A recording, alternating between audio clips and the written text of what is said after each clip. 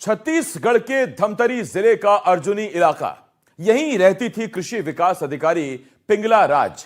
चिरमिरी की रहने वाली पिंगला की ड्यूटी धमतरी में थी। सब कुछ ठीक चल रहा था और फिर एक दिन अचानक किसी ने पिंगला का बड़ी बेरहमी से कत्ल कर दिया। इस कत्ल की खबर सुनते ही इलाके में हड़कंप मच गया। कौन था पिंगला का कातिल, देखिए।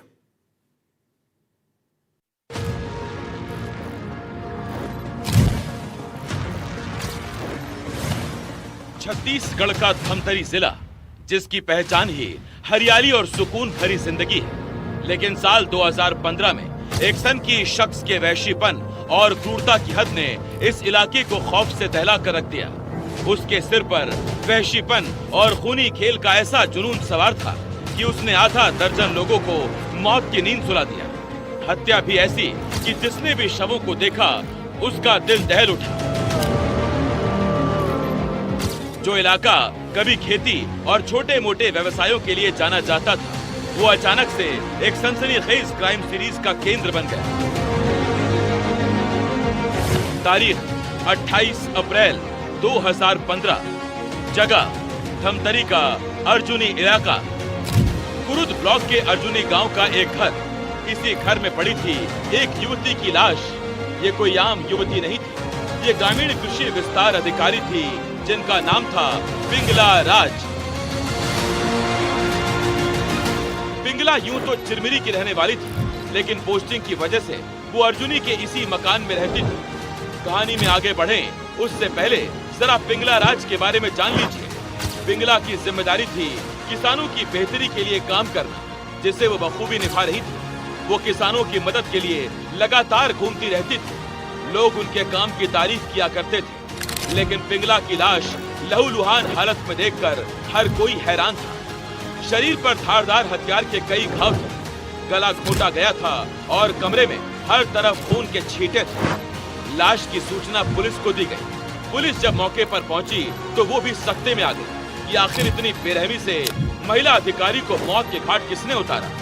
शव को देखते ही पुलिस के अधिकारी ये समझ गए थे कि कातिल ने पीड़िता के साथ शारीरिक शोषण भी किया था। इतना ही नहीं, मर्डर के बाद आरोपी ने पिंगला के कमरे में रखी अलमारी को तोड़कर चोरी भी की थी। ये तस्वीरें उसी दिन की हैं जब वारदात के अगले दिन पुलिस मौके पर पहुंची थी। पिंगला के पड़ोसियों से पुलिस ने पूछताछ शुरू की। लोगों ने बताया कि वारदात की रात उन्हें कोई चीख पुकार या संदिग्ध आवाज नहीं सुनाई थी।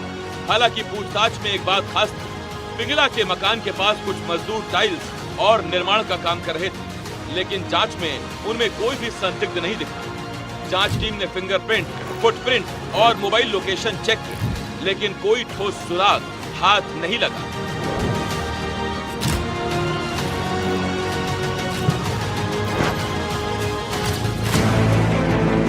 अब सवाल ये था, क्या ये कोई व्यक्तिगत रंजिश का मामला था या कोई पुरानी दुश्मनी थी। इस बीच गांव में यह अफवाह भी फैल गई कि कोई भूत प्रेत या सनकी व्यक्ति घूम रहा है, जिसने पिंगला को मौत के घाट उतारा। उधर पिंगला का परिवार सदमे में था। पिंगला की मौत ने परिवार के साथ साथ स्थानीय प्रशासन को भी झकझोर कर रख दिया था। क्योंकि पिंगला एक सरकारी अधिकारी थी, इसीलिए पुलिस पर भी मामले का खुलासा करने का दबाव था। और फिर तत्कालीन एसपी की अगुवाई में एक स्पेशल जांच टीम बनाई गई। इस टीम का एक ही मकसद था, पिंगला के कातिल का पता लगाना।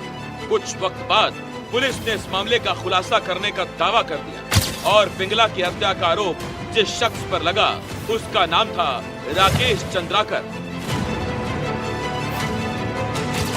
राकेश धमतरी में कृषि विस्तार कार्यालय में पिंगला के साथ ही काम करता था। बताया जा रहा है कि उसी दौरान दोनों में पहले बातचीत शुरू हुई और फिर प्यार। कहा तो ये भी चाहता है कि इस रिश्ते से पिंगला के परिवार को कोई आपत्ति नहीं थी, लेकिन शादी के लिए राकेश के परिजन नहीं मान रहे थे। और फिर एक दिन पिंगला की हत्या हो गई। तो क्या वाकई राकेश ही था जिसने पिंगला को इतनी बेरहमी से मौत के घाट उतारा था। सवाल ये था कि जब राकेश पिंगला से प्यार करता था तो उसने क्यों पिंगला राज को मौत के घाट उतारा था। क्या वाकई पुलिस की थ्योरी सही थी? के जवाब देंगे आपको अगली रिपोर्ट में।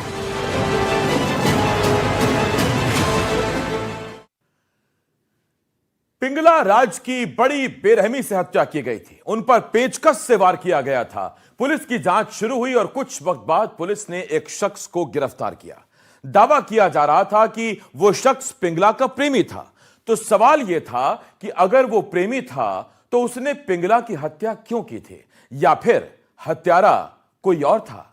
क्यों पिंगला के बाद खपरी गांव में मां बेटी की लाश बरामद हुई, और उसके बाद ही यह सवाल उठा कि क्या वाकई वही हत्यारा था जिसने पिंगला को मौत के घाट उतारा था?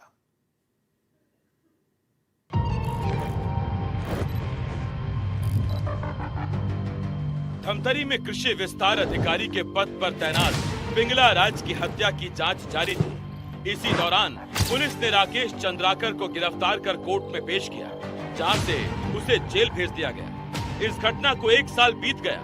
एक तरफ जहां पुलिस लगातार राकेश के खिलाफ सबूत जुटाने की कोशिश कर रही थी कि तभी आया वो दिन, 17 अगस्त 2016, अर्जुनी इलाके का ही खपरी गांव। उस रात खपरी में एक ऐसी घटना घटी जिसने सबको सन्न कर दिया। दरअसल उस रात गांव के एक मकान में करीब 50 साल की रुक्मणी बाई और 20 साल की उनकी बेटी पार्वती पांडे घर में सो रही थी। सुबह जब पार्वती के भाई ने दरवाजा खोला तो उनके होश उड़ गए। कमरे में सामने दोनों की लाशें फर्श पर पड़ी थी। दोनों पर फावड़े या कुल्हाड़ी जैसे धारदार हथियार से बेरहमी से वार किए गए थे। खून से सना कमरा, टूटे बर्तन और माँ बेटी के चेहरे पर दहशत की छाप। पुलिस ने मौके पर जांच की तो पता चला कि पार्वती के साथ शारीरिक संबंध बनाने की कोशिश हुई थी। क्या ये रेप मर्डर था या चोरी का बहाना? गांव के लोग कहते थे कि पार्वती किसी से मिलती जुलती रही होगी, लेकिन इस बात का कोई पक्का सबूत नहीं मिला। इस डबल मर्डर ने पूरे धमतरी में खलबली मचा दी। मामला ताजा था, जांच जारी थी। पुलिस ने खपरी के साथ साथ आसपास के गांव में छापेमारी की, संदिग्धों से पूछताछ की, लेकिन कोई सुराग हाथ नहीं लग रहा था। 1 साल पहले ही पिंगला राज की हत्या और अब मां बेटी की उसी तरह से बेरहमी से हत्या। धमतरी जिले का अर्जुनी थाना का ये खपरी इलाका, जहां पर 2016 में साइको किलर ने रुक्मणी बाई और पार्वती पांडे की जो है निर्मम हत्या कर दी थी। इन्हें भी जो है बुरी तरीके से जो है मार कर उन्हें मौत के घाट उतार दिया गया था। हालांकि ये भी बताया जा रहा है कि पार्वती और रुक्मणी बाई दोनों ही किराए के एक मकान में रहते थे। हालांकि इनके आसपास के लोगों का कहना है कि ये इनके जो अन्य परिवार के सदस्य थे, ये दूसरे जगह अब शिफ्ट हो चुकी है। पुलिस के सामने चुनौती बड़ी थी, लेकिन पुलिस के हाथ खाली थे। कातिल का कोई निशान नहीं मिल रहा था। धमतरी पुलिस एडीओ पिंगला राज के साथ साथ रुक्मणी और पार्वती के कातिलों को भी तलाश रही थी। देखते ही देखते इस घटना को 1 साल और बीत गया, लेकिन ना तो पिंगला का कातिल मिला और ना ही पार्वती या रुक्मणी का हत्यारा। 1 साल बाद वो दिन था 13 जुलाई 2016, धमतरी का तेलिन सती इलाका। यहीं रहते थे महेंद्र सिन्हा, उनकी पत्नी उषा, उनका बड़ा बेटा त्रिलोक और छोटा बेटा महेश। एक हंसता खेलता खुशहाल परिवार। महेंद्र बंटवारे में मिले अलग मकान में अपने परिवार के साथ रहते थे। साल 2016 की 12 और 13 जुलाई की वो दरमियानी रात थी। महेंद्र एक कमरे में अपने बच्चों के साथ सो रहे थे, लेकिन अगले दिन सुबह काफी देर तक ना तो महेंद्र जागे और ना ही उनकी पत्नी उषा। बगल के मकान में ही रहने वाली उनकी माँ रामाबाई बच्चों को जगाने के लिए पहुंची। रामाबाई ने कई बार दरवाजा खटखटाया, लेकिन अंदर से किसी ने भी दरवाजा नहीं खोला। रामाबाई ने किसी अनहोनी की आशंका में कुंडी तोड़ दी और जब वो महेंद्र के घर में दाखिल हुई और कमरे में पहुंची तो उनकी चीख निकल पड़ी। आखिर ऐसा क्या देखा था रामाबाई ने, बताएंगे आपको अगली रिपोर्ट में।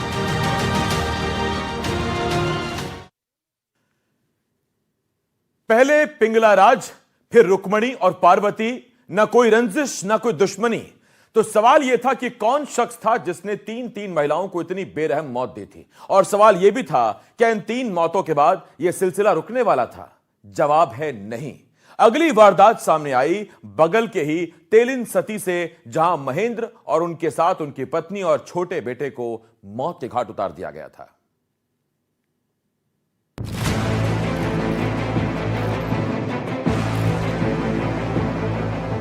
धमतरी का तेलिन सती गांव, और गांव में यही मकान है महेंद्र सिन्हा का।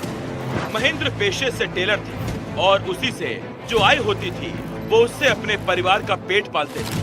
उनकी पत्नी उषा स्व सहायता समूह में काम करती थी और खाली वक्त में अपने पति महेंद्र का हाथ बटाती थी। उस रात महेंद्र, उनकी पत्नी उषा, उनके दोनों बेटे त्रिलोक और महेश इसी कमरे में सो रहे थे, लेकिन वो सुबह उठे नहीं। सुबह जब काफी देर तक भी उनमें कोई भी कमरे से बाहर नहीं आया, तो महेंद्र की माँ रामाबाई बच्चों को जगाने के लिए पहुंची। रामाबाई ने कई बार दरवाजा खटखटाया, लेकिन अंदर से किसी ने भी दरवाजा नहीं खोला।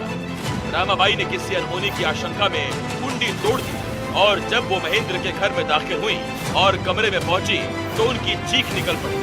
सामने महेंद्र, उषा, त्रिलोक और महेश बेसुध पड़े थे, खून से लथपथ।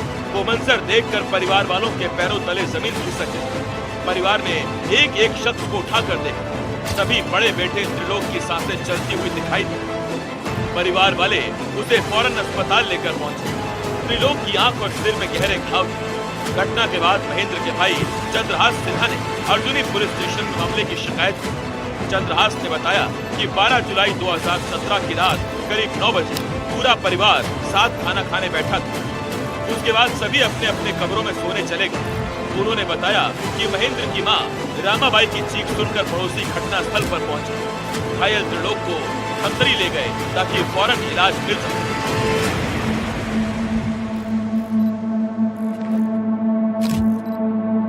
हुआ था उस वक्त, आप लोगों को कैसे खबर लगी कि इस तरीके से घर के अंदर घटना घटित हो रही है? हम सवेरे ना जो बढ़ई के समार रही से तयती तेती छिदिर बिदिर और ओदे कर कथी है मशीन छेदा करते बाबू के मशीन लगो कर रख दे रही से। तब कथे बड़े वाला गुड्डू हा हमार बड़े बेटा हा, माँ उड़ तो कैसे कथे मैं नहीं उठे रही का समय उठ तो माँ कैसे कथे मशीन हा एती वेती हो गए बढ़ई के ऐसे कहते। तब मैं कहूँ कौन जनी का कौन करे हुई लोग ले कमन रात बिकाल के थोड़े कर दिए ऐसे कही के हूँ। अब उठे और मुँह कान धोए और फिर आए तब ये देखे मशीन ला फिर होती हथौड़ी पड़े रही सो सीढ़िया कर बेटा वो कर हथौड़ी पड़े रही से।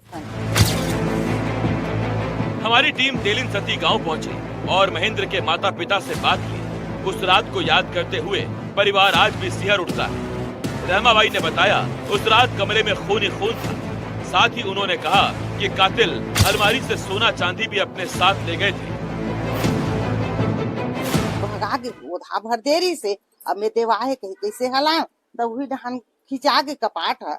अब अंदर कोती खिंचे तहन कैसे अब गहना मन के सब ये मन गुलूबन के और झुमका के सब ये मन पड़े रही कैसे पड़े ये हादी गहना मन के सभी हे डब्बा मन हा लाल ऐसे क्यों और अंदर घुसे वो करे हेल गे कथे पर्दा लगी रही तेला फेरे तब ऐसे सोई रही बहू हा सोई रही तब मैं गेहूं और वो ला उठाए उठो वो कैसे सुते है बेकदरी उठना ऐसे कही के तब मोर हाथ में खून हो गए।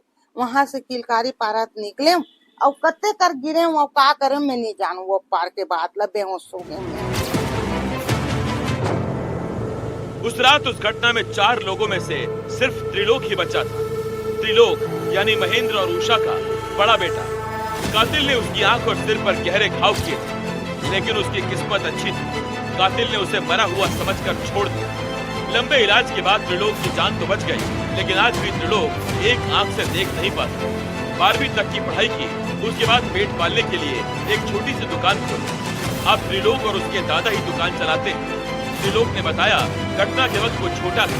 अचानक कमरे में कोई शख्स घुसा और उसने उसके परिवार को खत्म कर दिया। मम्मी पापा कहाँ थे? घर ही में थे। अच्छा, तो ये जो घटना घटित हुई थी घरिच में घटित हुई थी क्या? घर में।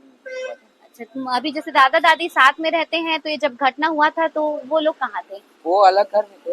अलग घर में। हाँ। आप क्या चाहते हो, जो आरोपी है उसको कड़ी सजा मिलनी चाहिए कि नहीं? हाँ। कड़ी सजा मिलनी चाहिए। कमाने वाला बेटा चला गया, बहू और छोटे पोते की भी हत्या कर दी। नतीजा घर पर दुखों का पहाड़ तो टूटा ही, आर्थिक तंगी ने भी परिवार की कमर तोड़ कर रखी। जहां पर ये जो महिला की और जो एक पुरुष और एक बच्चे की जो है निर्मम साइको किलर ने हत्या की थी, उनके माता पिता से जब हमने बात किया तो उनका कहना है कि जो बेटा जिनकी हत्या कर दी गई थी उनके 2 बच्चे थे, जिसमें से उनकी जो है मौत 3 की एक साथ हो गई थी, लेकिन एक जो बच्चा है वो जीवित है। कहीं ना कहीं साइको किलर ने उसके ऊपर भी जो है अटैक किया था और उसके जो है आंखों को और उसके सिर को काफी नुकसान पहुंचाया है। और जो है अभी ये जो बच्चा है वो दादा दादी के साथ रह रहा है। 3 साल के अंदर अर्जुनी थाने में 6 लोगों की बेरहमी से हत्याएं हो चुकी थी, लेकिन कत्ल करने वाला खुला घूम रहा था और खाकी खाली हाथ थी। तो सवाल ये था, कौन था पिंगला राज, रुक्मणी, पार्वती और अब महेंद्र के परिवार का कातिल? पुलिस तलाश तो कर रही थी, लेकिन क्या कातिल पकड़ा गया? बताएंगे आपको अगली रिपोर्ट में।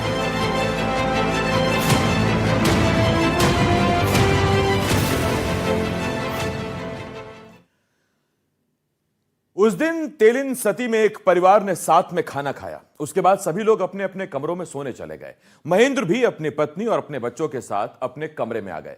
लेकिन फिर सुबह कमरे में 3 लाशें पड़ी थी और जिंदगी और मौत के बीच झूल रहा एक छोटा बच्चा। तो आखिर क्या हुआ था उस रात, आपको बताते हैं।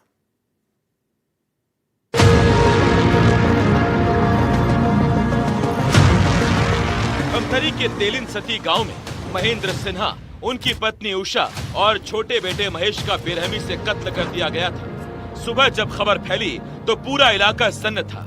ट्रिपल मर्डर और उसमें भी एक बच्चे का कत्ल। पुलिस ने पूरे इलाके को सील कर दिया। फॉरेंसिक टीम आई, लेकिन अपराधी ने कोई सबूत नहीं छोड़ा। कोई फिंगरप्रिंट, कोई डीएनए नहीं, बस खून के निशान, वो भी मृतकों के। 3 साल में घटी इन तीनों घटनाओं ने धमतरी को आतंक के साए में डाल दिया। कुल 6 मौतें, एक महिला अधिकारी, माँ बेटी की जोड़ी और एक पूरा परिवार।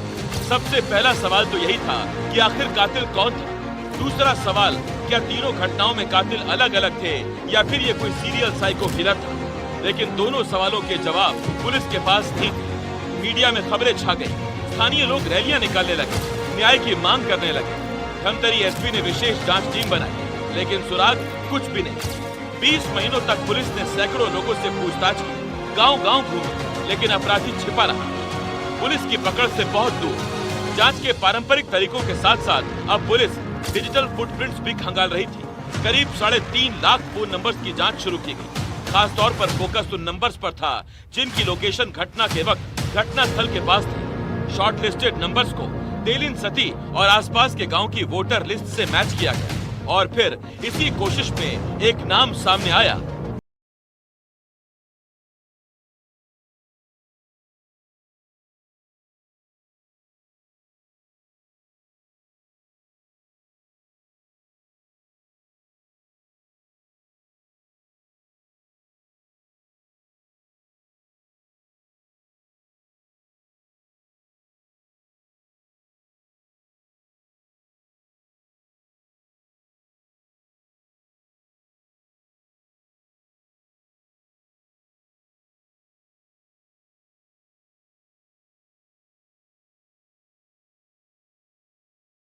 एडीओ पिंगला राज की हत्या के आरोप में बंद राकेश चंद्राकर के घर वालों को मिली।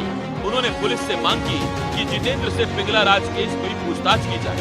उन्हें शक था कि हो न हो पिंगला की हत्या भी जितेंद्र ने ही की है। परिवार की मांग में पुलिस ने फिर पूछताछ की और उसके बाद जो खुलासा हुआ वो चौंका देने वाला था। पूछताछ में अभी फिलहाल उस आरोपी ने इस अपराध को कबूल किया है।